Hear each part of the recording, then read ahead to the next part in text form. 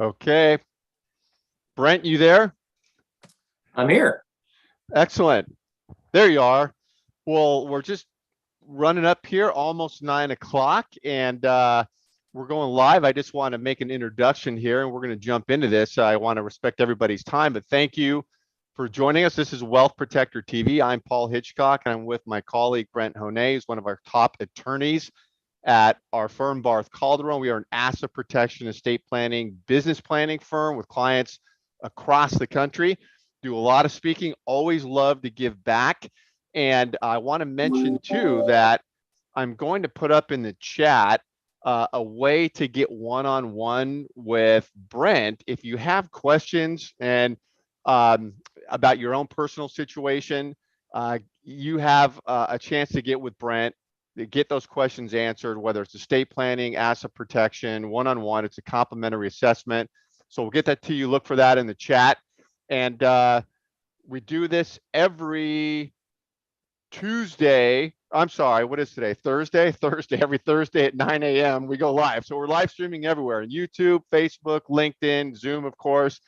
So stay tuned for more going forward. Brent, thanks for jumping on. Hey, thanks, Paul. This is a lot of fun. I appreciate the time to talk. Yeah, absolutely. All right, let's jump into this because we're talking about how to get assets to the kids and set the stage first. Brent, let's just dive in. Mm-hmm. So I think the issue is, Paul, as a law firm, we're built around let's protect assets, right? Right. At a high level, that's what we do. We make sure that people really understand. We do a lot of education around, hey, if that lawsuit ever rolls up on you, let's not lose the family house, the business, et cetera. Let's do some proactive planning and fix that.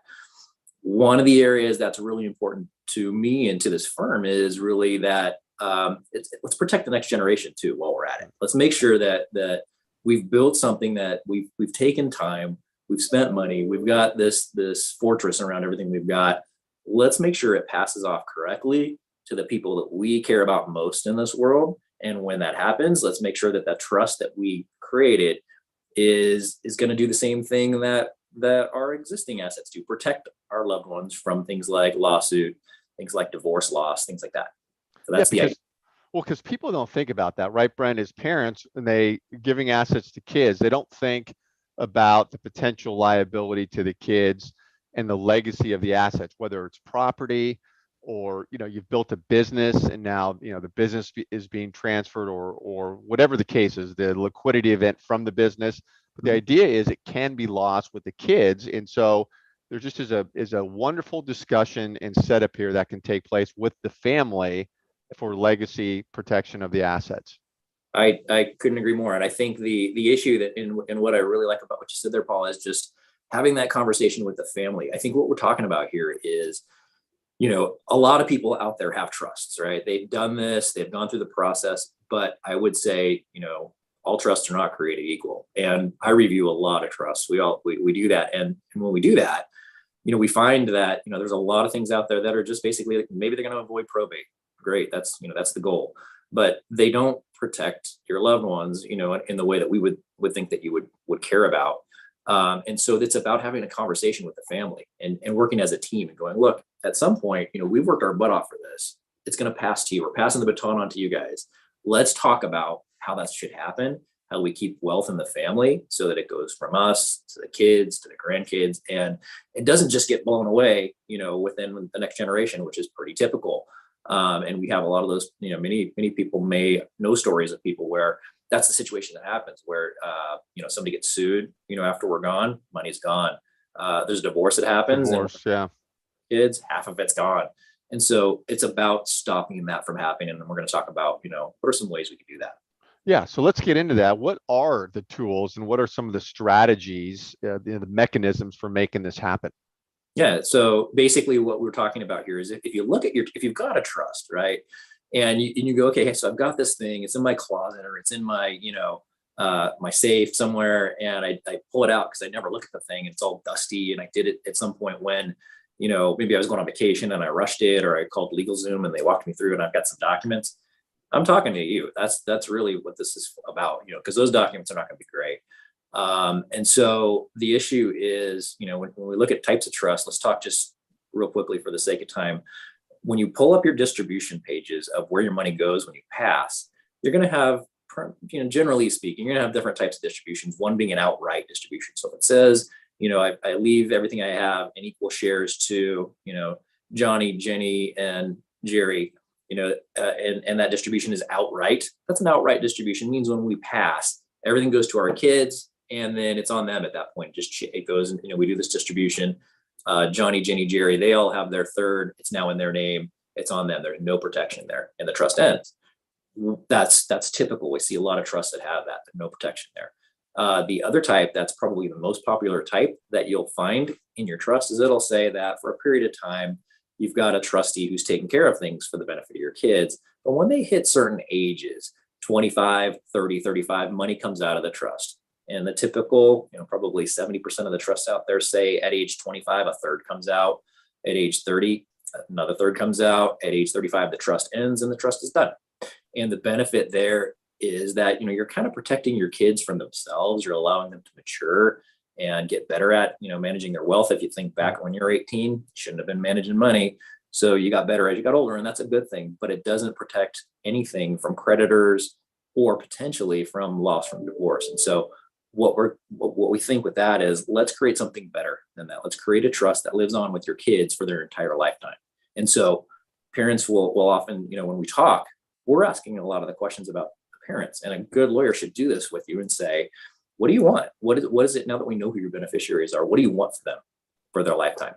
And do you want this to be protected or unprotected? And everybody will say, I want protected, but how do we do that? So what we're doing is we're creating basically a discretionary style trust, where that trust, when you leave money, when you look at the distribution page, it will have some form or fashion of where there is no end to this trust, right? Okay. The child can take over and be the trustee of the trust and spend money, as they see fit within that trust at the certain age, at the appropriate age that you feel fit for them to do that. But the money stays inside, where it's now an irrevocable trust, and we've got protection in the event that something rolls up on them. So, basically, in a nutshell, it's a trust where the beneficiaries inherit from you. They can take discretionary withdrawals from the trust as they want to over the course of their lifetime. And you can either have a third party, trustee, kind of a gatekeeper for them, or they can be a self-trustee at the particular age when they're ready to do it. And that's the nuts and bolts of what's happening. The trust doesn't end. So Brent, let me ask you, so this is the parents set up their own trust, and within the language of their own trust, they set up this, upon death or whatever, this other trust kicks in for my kids, and it's sort of the trust that lives on with the kids forever, asset protection. But let's say there's a creditor against the kids later on, and the kids are the trustee of that trust. Isn't that a problem, because they control it and the creditor can get to it? So, I know that if they have a third party trustee, that's fine, but how can they be the trustee of their own trust if a creditor is coming after that trust? Yeah, it's a good question. So the issue always comes down to, when you creating it in such a way that we've got the right balance of protection, but the right amount of flexibility for the child to be able to access their own assets, right? So when these are created, when we're creating these, typically, the players in this would be your kids, or whoever your beneficiaries are. They're the beneficiary that ultimately benefits. Okay. Then there are, what are called the successor trustees. The successor trustees kick in and they act as the gatekeeper for the benefit of the kids, right? So in that scenario, you've got the third party, and that's really the best setup that you want to protect things. But then the kids have to then answer to this outside trustee. Could be, a relative that's trusted, or a brother or sister. It could be your brother of your trust. And you've got great protection that way. Many parents want to have it shift where the kids become their own trustee at some point, so where they're the ones in charge, or they're running their own, their own trust here. And each one, if I've got 3 kids, each one can have their own little sub trust where they're doing that for each other. But if a problem rolls up at that point, the key would be to have someone in the mix called a trust protector. Many trusts don't have these. Many folks will say, I don't even know what that is. It's not something that's in my trust. But that's having someone that is a third party. Normally, it's the lawyers that are drafting up the documents, act as the protector for the trust. And as a protector of the trust, these folks are not the trustee, but they're there as a I don't know what the right term here is, but they're there to protect the trust, basically, to make sure that if something happens, such as a lawsuit, They can step in, they can remove the trustee if it's a child and put in a sibling as trustee for a bit. They can put another third party. Okay. Now the child's not the trustee of that trust anymore. And then the child can step back in and be trustee later on when the coast is clear and there's not a problem that's up on them. So Interesting. there's a variety of things that you can do to, to still preserve some asset protection here, but still let the kids have some control. But you got to have all the right levers and tools inside of that trust to make it work right. And that's why, every case is going to be different. Every client's going to have different needs and goals, and they'll have different things that they're worried about. And that's where it really comes into talking to folks who can create a trust like this. So the trust protector then, they don't really do anything unless they're needed. So they're named in there, but it's not like they're active and doing stuff until and if there's a problem. Is that right? Well, they're there. And so the trust protector is there and actually overseeing and watching just kind of what's going on, making sure that the trustee is doing their job correctly. So in a lot of trusts, we'll have a trust protector, and their job is just to make sure that when mom and dad pass, whoever the named trustee is doing their job. So if the kids say, you know what, Uncle Johnny is not doing right by me. I don't even know what's going on in this trust, and I'm not getting any statements, and I don't know where the money's going. That's a problem. And so rather than going to court to try to figure it out, having a trust protector there to call a family meeting and go, let's look at this. Let's see what the trustee is doing. And are they actually sticking to their fiduciary duty here, or are they not? The trust protector, isn't the trustee, but they have the ability to fire that trustee if they're doing a bad job. Or if the trustee is doing a fine job, let the kids know they're doing what they're supposed to be doing here. Johnny, just because you want to have a Ferrari and your trustee says, no, you have to have a basic transportation trust, that's okay. That Right. kind of thing. That's really Right. what a good trust protector should do. Yeah, it's interesting. And also some of the hot issues here, I imagine, is you really got to understand your kids and, the risk that they could have in their lives. Maybe you have a kid with special needs, right? How does that issue play into this? If there's a special needs with your child, maybe they're whatever their special need is. Well, if it's a special needs, that's an issue that comes up where, when we're creating a trust here, we at a minimum, there's a special needs option that can be used if it's a special need that rises to the level where we've got to have money dump into a special needs trust for the benefit of a child that's getting, federal aid, either healthcare or monetary aid. Yeah. So they don't get kicked off of that aid. And so what happens there is you've got a third party trustee. Oftentimes it's going to be a relative. Or a third party who's managing assets and benefiting that child in that situation as needed. But that's already going to be set up as more of an asset protection type trust by the way that it's set up. So it's very similar to what we're talking about here. You just got a different scenario of how the money comes out. I'd say the biggest issues here are, if we walk through them and one at a time, would be one, if we do one of these things, what's the difference? So what? Why go through all this trouble to do this if we have a problem? And so let's look at it and go, okay, so let's say, I've got, a child, and let's say it's one of my kids. So let's say I've got, Jake, and Jake is now a 35-year-old. I'm gone and I left him money outright, right? Or in one of those stage trusts where the money's coming out a little bit over time. Yeah. He gets into so hot water after I'm gone. And, he has an issue where he's getting sued and somebody's suing him for everything he's got. Well, he may lose every dime that he's got, in his own name. The issue is, can that creditor reach into the assets that I left him? And if he's got either the outright distribution where the money's now in his name, it's gone. If he's got the type where the money is staged, where it's coming out, over age period, the person who wins in court is going to get a copy of that trust and see that the money comes out to him over time, and there's nothing that anybody can do to stop it. So that money is gone also. It just might take a little longer to be gone. But if I've got a trust where the money is in a trust for Jake, right, and I've got it set up properly to where either he's the trustee and he can be changed out, or I've got a third party trustee at that point, we're not losing that money, right? It's staying in there for Jake for his benefit for later when he needs it.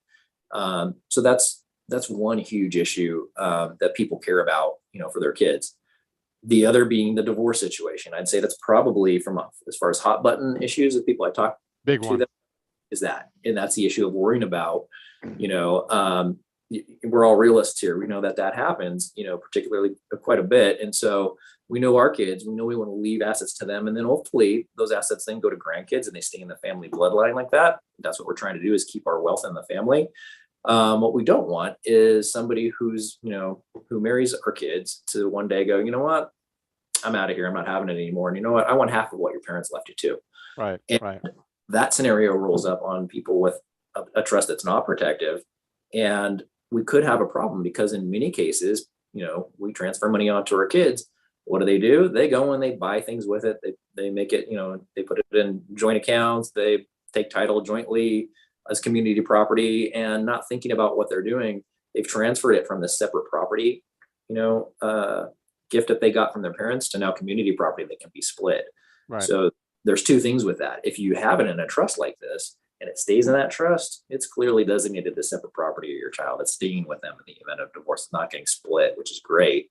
But the other thing is, and this is really important, is there should be a communication plan that happens. And that should happen.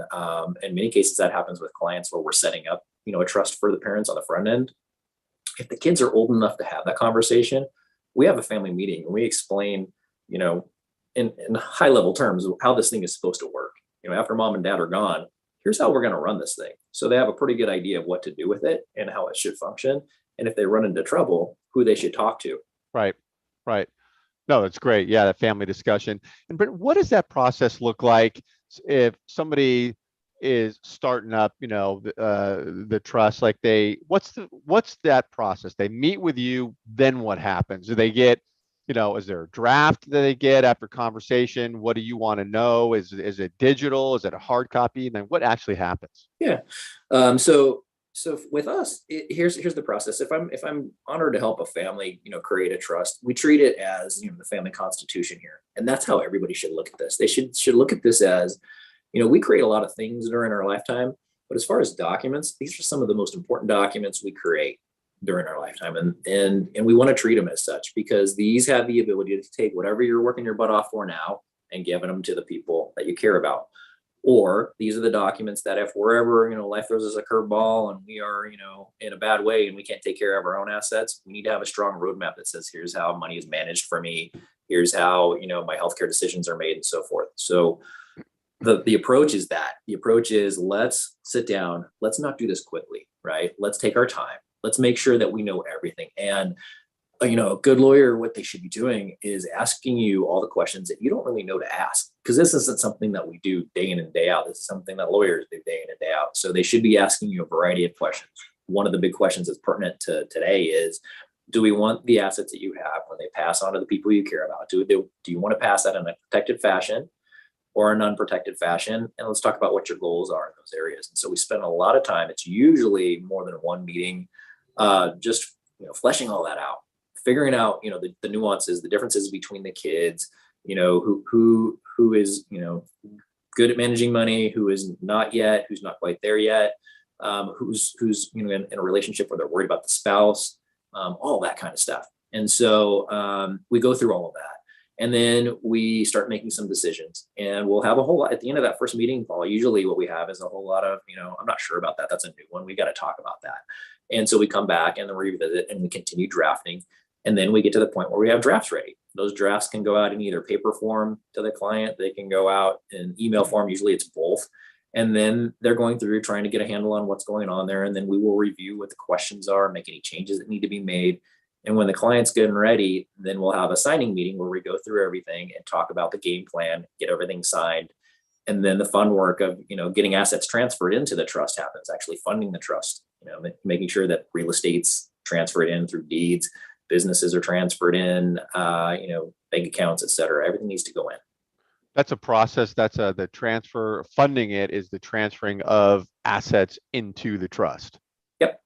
And that's for any trust. That's not, regardless of if we're talking about this type of a protected trust or not.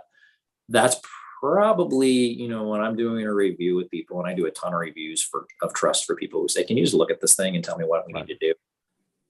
One of the biggest areas that I find is a lot of assets are not funded into the trust. People just don't know what to do in that area. And therefore we should be reviewing our trusts with our lawyers every couple to a few years and just looking for any changes that we need to make.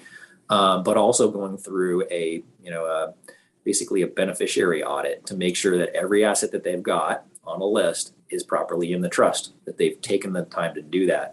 Because if they didn't, we've done a lot of work here, but if they have a property, let's say in Arizona, that still is in their name, it's not transferred title into the trust yet, it's going to probate, right? Right. That kind of thing.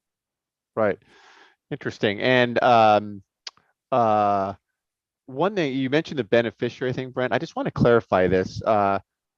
When you have an account where you got to name a beneficiary, whether it's a life insurance policy, a 401k account, an IRA, should you be listing an individual's name or the living trust? That's a great question. That comes up a lot. And so the issue is, if we've got a trust that's protecting things, right? Or if we've got a trust that, let's say we've got little kids that we're talking about that we don't, they're too young to be managing their own assets. We certainly don't want the beneficiaries to be named beneficiaries because the kids are too little to do it at this point. We want the trust to kick in where there's third-party trustees that are there to take care of them until they get to be of age. And so typically we would say, no, you don't want to have a named beneficiary. In some cases, people will do that where they want to keep things simple. And if they do that, that's fine. If you have a named beneficiary, that money is not going to end up in probate, right? It's going to go to the person that you named. The problem is there's no strings around that or nothing. Basically what you're doing is it's the equivalent of that outright distribution that I said within the trust where you're saying, Johnny gets it, they do whatever they want, they're the named beneficiary. Got it. Okay. Yeah, it makes a lot of sense. Yeah, I want to clarify that question comes up a lot. Excellent stuff. And I just want to tell people that, again, up in the chat, I'm going to put it here again right now, or if you look in there, Brent's calendar link is up in there. And so if you want to get one-on-one with Brent, you've got some specific questions about your own scenario. This is a complimentary assessment with Brent, asset protection, estate planning. Use that link to book it. And that can be a Zoom or a conference call. Brent, awesome information always, very helpful. So thanks for doing that. I know we're going to have you back. Thanks everybody for listening. And Brent, we'll see you next time. Thank you, Paul. Take care. Okay. All right. See ya.